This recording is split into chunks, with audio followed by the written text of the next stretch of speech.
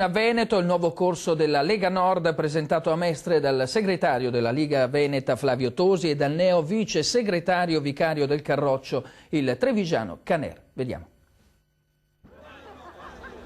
La festa dei popoli padani di Venezia a settembre si farà, così come si farà a Pontida. Resta solo da decidere come organizzare l'evento in laguna, visti i tempi che sono stretti. Così il segretario veneto della Lega Flavio Tosi a Mestre, a margine di un incontro organizzato dal gruppo consigliare del Carroccio in regione. Ci farà comunque.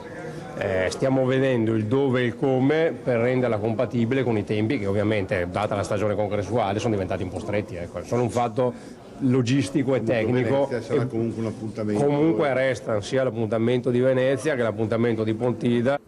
Quella di Mestre è la prima uscita ufficiale della nuova dirigenza veneta della Lega, insieme il neosegretario Tosi e uno dei vice segretari federali scelti da Maroni, Federico Caner.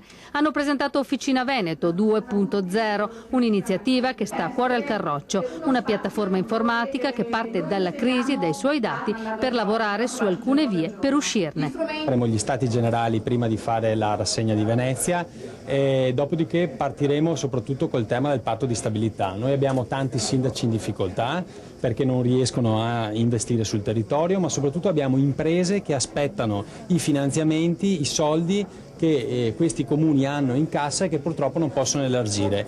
Ma a tenere banco oggi sono anche i nuovi assetti interni alla Lega e se Bossi in un'intervista mette in discussione la leadership di Maroni, il fedele Tosi risponde: il capo è Maroni. Questo vale per tutti i militanti, Tosi e Bossi compresi. Presidio di